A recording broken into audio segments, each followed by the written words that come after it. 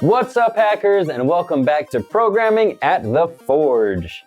Now that we've spent a good amount of time working our algorithmic muscles, it's time for us to move on and see how algorithms can fit into the larger picture of a program. Now, this is a very important distinction to make.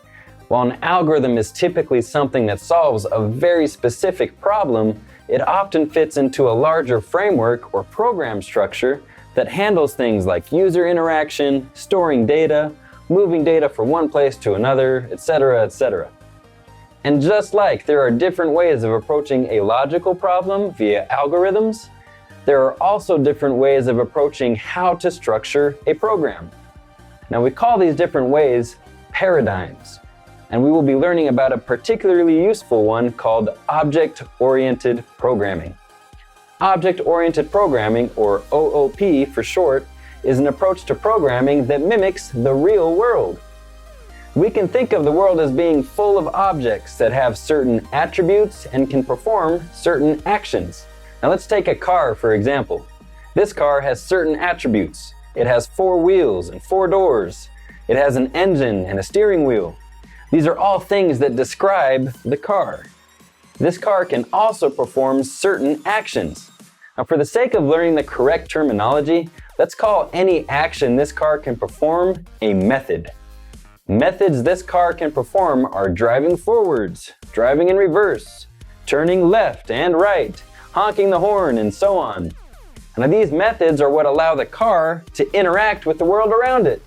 It drives on a street among other cars and occasionally honks at them.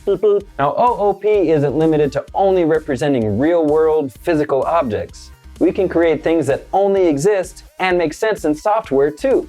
For example, an email has attributes like a recipient list and a subject. It also has methods like being able to attach a file and sending. Now, as you begin to write larger and more complex programs, OOP will become a very useful approach to keeping your code both dynamic and organized. So let's get down to it. OOP in Python revolves around what is called a class. Now, once again, you've already dipped your toe into this idea a little earlier when we used the class function to tell us what data type something was. The basic data types like ints, strings, and lists are only meant for simple and relatively short snippets of information. Let's say you're making a game and have a large roster of characters. You could store each character's information in a list like so. But let's say your roster is over 100 characters long. You are definitely going to run into some issues with this approach. Classes are the Python way of making code like this more manageable. Remember how we learned to create user-defined functions so we could easily refer to a chunk of code whenever we needed to? Well, classes are like creating a user-defined data type. Important to note, though, is that just like defining a function, when we define a class, which we're about to do here in just a minute, we're only providing a blueprint for how that data should be created. When we define a function with some parameters, remember, those parameters are really just placeholders for actual data arguments that will take their place when you actually call the function. The same thing applies to defining a class, except we don't call a class, we instantiate it. The term instantiate means to create an instance of that class that contains real data. Now, it is critical that you understand the difference between a class and an instance, primarily because when you're thinking about how to define a class, you want to be as general as possible. In other words, you will want to give that class attributes and methods that could apply to any instance of it, ideally. Now let's walk through an example. Defining a class starts off with the keyword class, followed by the name of the class and a colon. Remember, keeping in step with best practices, make sure to camel case it. Now let's say I'm making a fantasy game with a bunch of different characters. I want to make a class called character. And there you have it, you've defined a class. But this is pretty bare. Let's add some more bones to this skeleton to make it more interesting. And we'll start by defining a very special method called init. The init method sets the initial state of an object by assigning the value of the object's attributes. All right, let's talk about that for a second. That term, state. An object's state is how it exists at any given moment. Probably the most relatable example of this idea is human emotion. At any one moment, my emotional state can be happy, at another it could be sad, or frustrated, or worried. The state of my emotions can change as time passes. And throughout their lifetime in a program, the attributes of an object may change as time passes, meaning their state can change.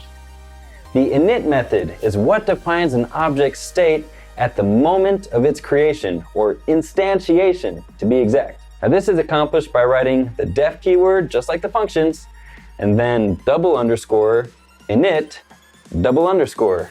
This right here is called a dunder method for future reference. Dunder, double, under, get it? Now, very important here are the parameters that we give this method. The parameters will reflect the general attributes that you want to define for every character. And technically, you can provide as many of these as you want. However, the very first attribute must always be a variable called self.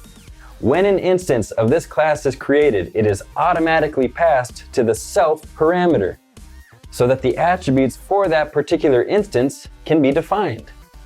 Let's provide 3 basic attributes for any given character in this world. Let's say name, race, and age.